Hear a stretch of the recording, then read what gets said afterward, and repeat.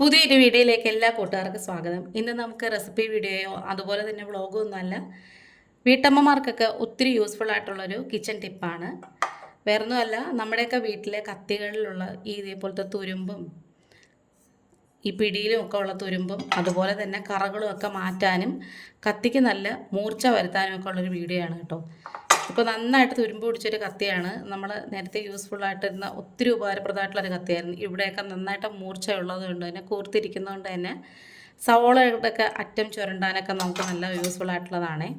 അങ്ങനെ നമുക്കതിൻ്റെ ആദ്യം കറകൾ കളയാനുള്ളൊരു വഴിയാണ്, ഒരു ഏറ്റവും യൂസ്ഫുൾ ആയിട്ടുള്ളൊരു ടിപ്പാണ് നോക്കുന്നത്.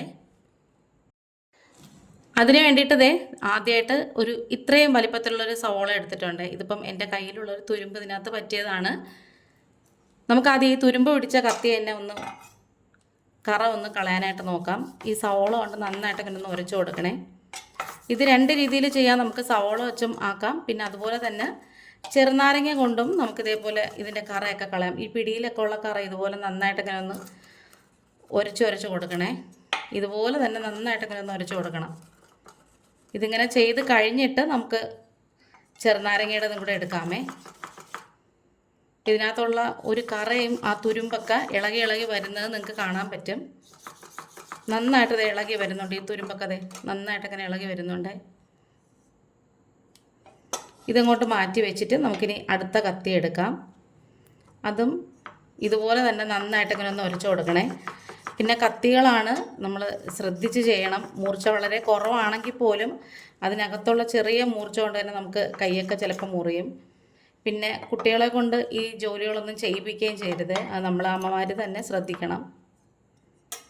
ഈ ഒരു കത്തി എന്ന് പറയുന്നത് ഞങ്ങൾ കപ്പ വെട്ടാനും അതുപോലെ തന്നെ ചക്ക വെട്ടാനും പിന്നെ ഇറച്ചിയോ അല്ലെങ്കിൽ വലിയ മീനോ ഒക്കെ വാങ്ങിക്കുമ്പം അതൊന്ന് വെട്ടി മുറിക്കാനും ഒക്കെ നമുക്ക് ഒത്തിരി യൂസ്ഫുൾ ആയിട്ടുള്ളൊരു കത്തിയാണേ.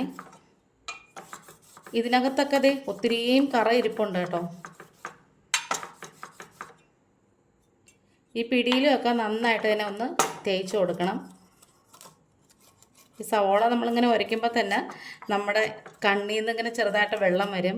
ഇതിൻ്റെ ആ നീരിങ്ങനെ തെറിച്ച് വരുമ്പോഴത്തേക്കും നമുക്ക് കണ്ണിൽ നിന്ന് ചെറുതായിട്ട് വെള്ളം വരും. അപ്പോൾ ഈ ഒരു കത്തിക്കകത്താണ് കേട്ടോ ഏറ്റവും കൂടുതൽ കറ ഉള്ളത്. അതുകൊണ്ട് തന്നെ അതിനകത്ത് കുറച്ചും കൂടി നന്നായിട്ട് ഇങ്ങനെ ഒന്ന് തേച്ച് കൊടുക്കാമേ. നമ്മൾ വീട്ടിൽ പച്ചക്കറിയോ അല്ലെങ്കിൽ എന്തെങ്കിലും അരിയാൻ നേരത്ത് കത്തിക്ക് മൂർച്ചയില്ല എന്നുണ്ടെങ്കിൽ നമുക്ക് ആകെപ്പാടൊരു ദേഷ്യം വരും. പെട്ടെന്ന് തന്നെ നമുക്ക് ഒന്നും അരിച്ച് തീർക്കാനോ ഒന്നും പറ്റത്തില്ല. ഇനി നമ്മുടെ ഫ്രിഡ്ജിൽ മിക്കവാറും ഇതുപോലെയൊക്കെ നാരങ്ങയൊക്കെ ഉണങ്ങിയിരിപ്പുണ്ടാവും. ഈ നാരങ്ങ നമുക്കൊന്ന് കട്ട് ചെയ്തെടുക്കാമേ. ഇനി നമുക്ക് ഈ കത്തിയുടെ പുറത്ത് കുറച്ച് ഉപ്പ് പൊടി ഇങ്ങനെ ഒന്ന് വിതറി കൊടുക്കാം. എല്ലാ കത്തിയിലും ഇതുപോലെ നമുക്കിങ്ങനെ ഉപ്പിൻ്റെ പൊടി വിതറി കൊടുക്കാമേ. ഇനി ഒരു നുള്ള് സോഡാപ്പൊടിയും കൂടി എടുത്തിട്ടുണ്ട്. അതും കൂടി നമുക്കിതിൻ്റെ മുകളിലേക്ക് കൊടുക്കാമേ, ഇട്ട് കൊടുക്കാം.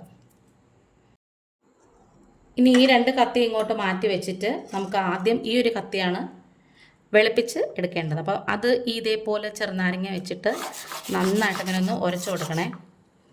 ചാറിങ്ങനെ പിഴിഞ്ഞു കൊടുക്കുമ്പോഴത്തേക്കും അതിങ്ങനെ നന്നായിട്ടിങ്ങനെ ആ ഒരു ജ്യൂസും കൂടി ഇതിനകത്തോട്ടാകും.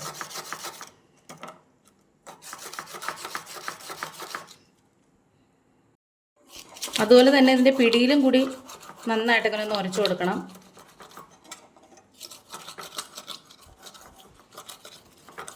ഈ ഒരു കറ പോകുന്നത് നിങ്ങൾക്ക് കാണാൻ പറ്റുന്നുണ്ടായിരിക്കും.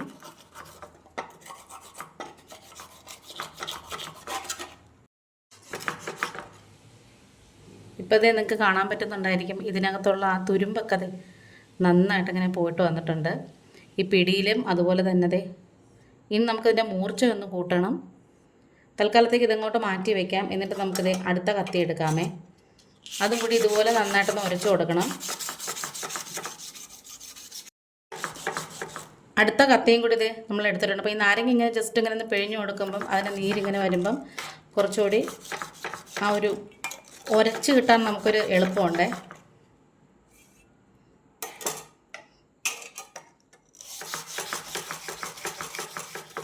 ഇത് ഞാൻ സ്ഥിരം യൂസ് ചെയ്യുന്നൊരു കത്തിയാണ്. എങ്കിലും ഇതിലും കുറേ അഴുക്കൊക്കെ ഉണ്ട്, പക്ഷെ തുരുമ്പൊന്നും പിടിച്ചിട്ടില്ല.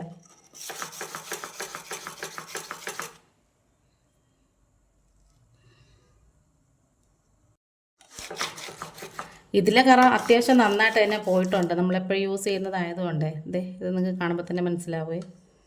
ഇനി നമുക്കിതെല്ലാം ഒന്ന് കഴുകിയെടുത്തതിന് ശേഷം, ഈ 3 കത്തിയും കഴുകിയെടുത്തതിന് ശേഷം നമുക്കിനി ഇതിൻ്റെ മൂർച്ച കൂട്ടാനുള്ളൊരു ടിപ്പും കൂടി പറഞ്ഞു തരാമേ.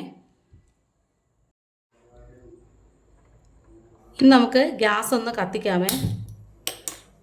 എന്നിട്ട് 3 കത്തിയും നമുക്കൊന്ന് ചൂടാക്കി എടുക്കണം. കാരണം അത് നമുക്ക് മൂർച്ച കൂട്ടാനുള്ളതാണ്. ഓരോന്നായിട്ട് വേണമെങ്കിലും മൂർച്ച ആക്കാൻ വേണ്ടിയിട്ട് ചൂടാക്കാം. പക്ഷേ ഇപ്പോഴത്തെ ഗ്യാസ് കാരണം ഞാൻ 3 കൂടെ ഒരുമിച്ചങ്ങ് കാണിക്കും കേട്ടോ. ശരിക്കും പറഞ്ഞാൽ അടുപ്പിനകത്ത് ഇട്ടുകയാണെന്നുണ്ടെങ്കിൽ കുറച്ചുകൂടെ സൗകര്യമായിരിക്കും. കനലൊക്കെ ഉണ്ടെങ്കിൽ കനലിനകത്തൊരു 2-3 സെക്കൻഡൊക്കെ ഇട്ട് കഴിഞ്ഞാൽ നമ്മൾ പിന്നെ എടുക്കുമ്പോൾ സൂക്ഷിക്കണം, കൈ പൊള്ളാതെയൊക്കെ ഒന്ന് നോക്കിക്കോണം. നന്നായിട്ട് ഇങ്ങനെ ഒന്ന് ചൂടാക്കി എടുക്കണം. ഒരുപാടങ്ങ് ചൂടാക്കാനൊന്നും വേണ്ട, ചെറുതായിട്ടൊന്ന് ചൂടാക്കിയാൽ മതിയേ. ഇതുപോലെ അങ്ങ് ചൂടാക്കിയാൽ മതി. ഇനി ഇതുപോലത്തെ ഒരു ഇടികല്ലുണ്ടല്ലോ, ഇതിപ്പോൾ ഞാൻ ഉപയോഗിച്ചിട്ട് കുറച്ച് ദിവസമായി. ഇതുപോലെ അങ്ങ് രാഗി എടുത്താൽ മതി. ഇങ്ങനെ ഒന്ന് പിടിച്ചിട്ടേ പെട്ടെന്ന് ഇതിൻ്റെ ഒന്ന് മൂർച്ച കൂട്ടിയെടുക്കാം. പെട്ടെന്ന് തന്നെ നമുക്കൊന്ന് മൂർച്ച കിട്ടും. ഒന്നുകിൽ ഇങ്ങനെ ആക്കാം, അല്ലാന്നുണ്ടെങ്കിൽ ഇതുപോലെ ഇങ്ങനെ ഒന്ന് ആക്കിയാൽ മതി.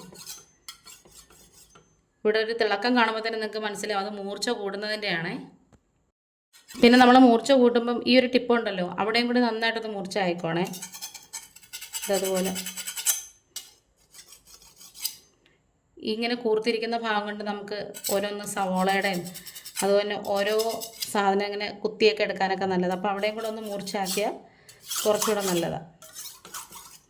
ഇത് ചൂടായിരിക്കുന്നതുകൊണ്ട് തന്നെ പെട്ടെന്ന് തന്നെ ഇങ്ങനെ രാഗി എടുക്കാനും പറ്റും. അടുത്ത കത്തിയും കൂടെ നമുക്ക് ഇതേപോലെ ഒന്ന് ആക്കിയെടുക്കാം.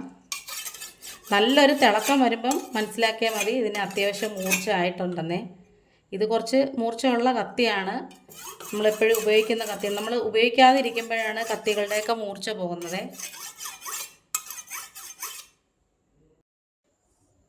അടുത്തത് നമുക്ക് ലാസ്റ്റ് കത്തി ഉണ്ടല്ലോ, ഇതും കൂടെ ഒന്ന് രാഗി എടുക്കാം. ഒന്ന് കല്ലൊന്ന് തിരിച്ച് വെച്ച് കൊടുക്കണം. ഈ ഭാഗത്ത് നമ്മളിങ്ങനെ ഉരച്ചതായതുകൊണ്ട് തിരിച്ച് വെച്ച് കൊടുത്തിട്ട് നമുക്കിതും കൂടി ഒന്ന് രാഗി എടുക്കാം.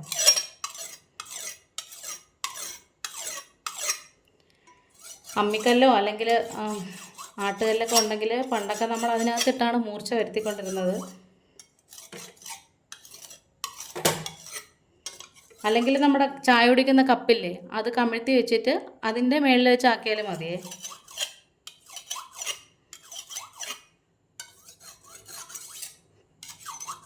ഈ വീഡിയോ കണ്ടുകൊണ്ടിരിക്കുന്ന സമയത്ത് നിങ്ങൾക്ക് ഈ ചാനൽ ഇഷ്ടപ്പെട്ടതെന്നുണ്ടെങ്കിൽ നിങ്ങളുടെ ഫ്രണ്ട്സ് ആൻഡ് ഫാമിലിക്ക് ഒന്ന് ഷെയർ ചെയ്ത് കൊടുക്കണേ. പിന്നെ ആദ്യമായിട്ട് കാണുന്ന കൂട്ടുകാർ ആരെങ്കിലും ഉണ്ടെങ്കിൽ ആ ബെല്ലൈക്കണും കൂടി ഒന്ന് പ്രസ് ചെയ്ത് കൊടുത്തിട്ട് അതിൽ ഓൾ എന്ന ഓപ്ഷനും കൂടി കൊടുക്കണേ. എങ്കിൽ മാത്രമേ ഞാനിടുന്ന വീഡിയോസൊക്കെ നോട്ടിഫിക്കേഷനായിട്ട് നിങ്ങൾക്ക് കിട്ടത്തുള്ളൂ. അപ്പോൾ അത്യാവശ്യം നന്നായിട്ട് മൂർച്ചയായിട്ട് വന്നിട്ടുണ്ട്. ഈ ഒരു മുനമ്പ് കാണുമ്പോൾ തന്നെ നിങ്ങൾക്കറിയാം നല്ല ഗ്ലേസിങ് ഉണ്ട്. കത്തിയുടെയൊക്കെ കറയും എല്ലാം പോയിട്ടുണ്ട്. അപ്പോൾ നമ്മുടെ കത്തികളൊക്കെ നന്നായിട്ട് മൂർച്ചയായിട്ട് വന്നിട്ടുണ്ട്.